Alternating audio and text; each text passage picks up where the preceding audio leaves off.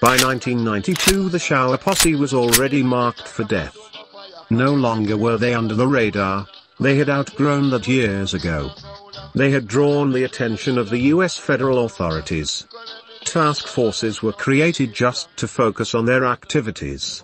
Their bloody and illegal influence and activities extended throughout the United States and Canada, reaching into cities and states such as Anchorage, Detroit, Kansas, New York, Rochester, Daytona, Ohio, Toronto, and Montreal. They had arrived. They had made the federal radar, and were now firmly under the spotlight, and according to revelations that came years later, had actually been for years, just not the scale that they now were. Once upon a time this wasn't so, but with all their crazy stunts, nightclub shootings, park shootings, bus ride shootings and on goes the list, and with Jim Brown dead, and Vivian Blake on the run. The light had only gotten brighter as DONS took control of the reins of the community, which was the literal source responsible for creating and replenishing such a notorious organization. This was also a very fickle time in the ranks of law enforcement, both locally and internationally when it came to anything posse-related, because with Jim Brown dead, the international law enforcement agencies who desperately wanted to get him in front of a judge, were fuming, biting at the bits, so this was definitely not the time to be identified as the head of such an organization, and DONS was quite aware of that, and made every effort to disassociate himself and his affairs from anything Shower Posse-related. A development, it is said, which led to the creation of a new entity, the presidential clique. DONS had lived throughout his father's reign as Tivoli Gardens top man, and he had seen just how things worked, up close and personal, and except for JT, he was actually the closest son to the action. He had also seen just how the people revered his father and what it had taken to maintain that level of respect and admiration, and he not only desired it, he was determined to maintain and enhance it even further. The way he saw it, according to those who were around at the time of the presidential clique conception, when it came to donship, the pinnacle in his mind was Jim Brown, and DONS was not trying to replace Jim in terms of just a new Don, replacing an old one. No. His legend would live on, especially with chatter circulating that Jim might not really be dead, and that the fire incident was an elaborate hoax, staged for one reason and one reason only, to make sure he never faced prosecution in the United States. Note, arguments of this nature have become the substance that folklores are made of. Because even though there has never been any evidence to support such a theory, in certain circles, this is still believed to be true. Jim Brown is not dead. Noteworthy facts. The death of DONS' brother, JT, led to an eruption of violence that left 20 dead in its wake. Interestingly enough, this flare-up of violence all started in the emergency room of the Kingston Public Hospital, when residents from Tivoli Gardens decided to avenge the death of their Don, who they felt was not given the needed assistance by doctors and nurses to save his life. The enraged mob at the time threatened to kill at least 50 nurses and doctors for the Don's demise.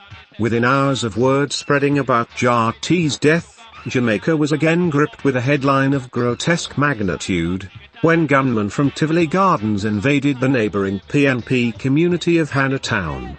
The mob unleashed its fury on the residents with a barrage of gunfire, rape and pillaging, all in the name of taking vengeance on behalf of their fallen Don, Mark Anthony JT Coker. Additional facts. Approximately 3 weeks after JT was killed, he, like all Dons before, was given the traditional state-like funeral, with all the theatrics and pageantry that could be imagined. Mr. Seaga, leader of the then opposition party, the JLP, led the 20,000-plus procession of mourners, mostly young men and women dressed in the trendiest fashions of the day that money could buy, and adorned with what appeared to be hundreds of thousands in gold jewelry. JT's girlfriend, popularly known as Foxy, was seen walking beside Mr. Seaga, looking foxier than ever in a tight-fitting black dress, which left little to mourn over. JT was sent off to the hereafter looking mighty dapper himself, decked out in a regal-looking black velvet suit with a white stained shirt inside, and according to some, never looked better alive. His casket, black with silver handles, cost a then whopping 40,000 Jamaican dollars, a handsome sum by any estimate in 1992. Mr. Seaga was lambasted in the local press for not only attending, but leading the funeral procession of a well-known thug. But again, what was done was done. Tragic irony. On the very same afternoon that JT was buried, his father, Jim Brown, was burnt to death in his cell under what has since been widely accepted as questionable circumstances. The key fuel to many a debate, and all speculation that followed. Jim Brown had lost his extradition fight. The British Privy Council had denied his extradition appeal, and US drug enforcement agents were already on the ground, in Kingston, waiting to put Brown on a jet bound for Miami. Brown had vowed that should he be extradited and have to stand trial in the US, he would tell all that he knew, not only about the Shower Posse, but about Mr. Seaga and the Shower Posse, which was rumored to have actually been the brainchild of Mr. Seaga himself. It is also said that the very name Shower was actually coined by Mr. Seaga himself, as a counter to the PNP's verbal slogan, "Power," in the bloody run-up to the 1980 general election, which some say found the JLP shooting its way to victory, which again is also another element that adds an unholy mysticism to the origin of the posse's name, as it is also said that Shower was an alleged description of what the JLP henchmen would do, or did to their enemies, shower them with bullets. Jim Brown's one-time cellmate and several other inmates incarcerated on the same general penitentiary block at the time, have made claims that on more than one occasion they heard him utter the now infamously chilling words, "Mek dem guaman, dem make a sad mistake if dem feel see me alone go dung," translated. "It's all good, but they've got it twisted if they feel I am the only one going down." This was a powerful man, uttering some powerful words, the likes of which is said to have had quite a few individuals shaking in their boots. Ironically, no one was ever charged for setting the fire that killed Brown. Officially, it was said to have been accidental, caused from some type of flammable liquid which Brown was allowed to have in his cell. But according to the streets, both Vivian Blake, who was at the time on the run, and Mr. Seaga, who is said to have been the real architect of the posse, would have wanted Brown dead, at such a critical moment. According to the streets, both had the money, power and influence to get it done, while still some say it was all a big hoax, organized on time to use the body of his son, JT, who was really dead, to cover the elaborate escape plot.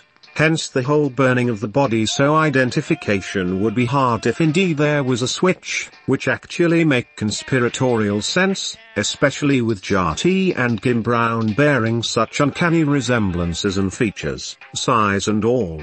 According to official reports, Jim Brown died of pulmonary edema, which is the abnormal buildup of fluid in the air sacs of the lungs, which eventually leads to shortness of breath or suffocation, or in Brown's case, his death was caused from smoke and flame inhalation.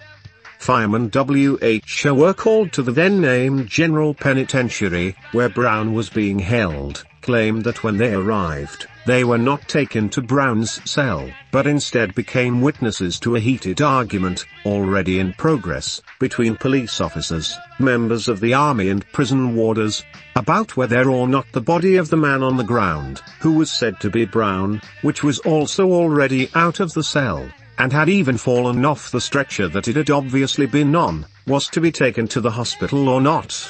The firemen also claimed that they were there for over an hour before the body was permitted to be moved to the hospital. A hospital, which in real time, was less than 10 minutes away from the prison. Proverbs 26:6. Train up a child in the way he should grow, and when he is old, he will not depart from it. Question: is the Koch family haunted by violence and death? On Tuesday, May 3rd, 2005, Christopher Chris Royal Koch, 1987 to 2005, was shot and killed by police. His death made him the fourth family member in the Koch dynasty to have met a violent end. The other members include the head of the dynasty himself, Lester Lloyd Jim Brown Koch, who was burnt to death under what some have labeled mysterious or questionable circumstances in 1992, in his Jamaican jail cell, while awaiting extradition to the United States to face multiple murder and drug and gun charges.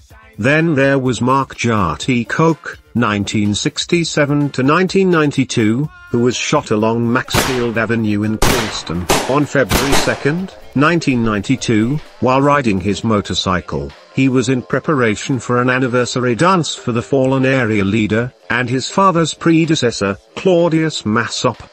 Police say at least 12 persons were killed in retaliation within a 2-week period after his murder. The violent end was not only limited to the male members of the dynasty, as there was also the killing of their sister, known only as Mumbai, in 1987. She was also snuffed out by the gun in downtown Kingston. Information surrounding her death is sketchy, but it's alleged that she was sleeping with the enemy, and her demise came about because of who she was, and where she should not have been. However, there has also been talk that she may have actually been taken out by her own. But with no evidence to concur or refute this, that issue remains one of speculation. Note: 3 police officers were killed shortly after Chris Royal's death and were all thought to be acts of reprisal for his slaying. A year later, May 14, 2006, the Jamaican Gleaner published an headline that read, "Cop killers still at large after a year," and this was even though the suspects had been named and identified by the police, even if it was only by their aliases, Nunu Puss, Harry Dog and Itis, all of West Kingston, wanted for the murders of Corporal Hewitt Chandler, District Constable Canute Brown, and Inspector Lascelles Walsh. Thanks for watching. Don't forget to like, share, and subscribe to our channel. Until next time, walk good.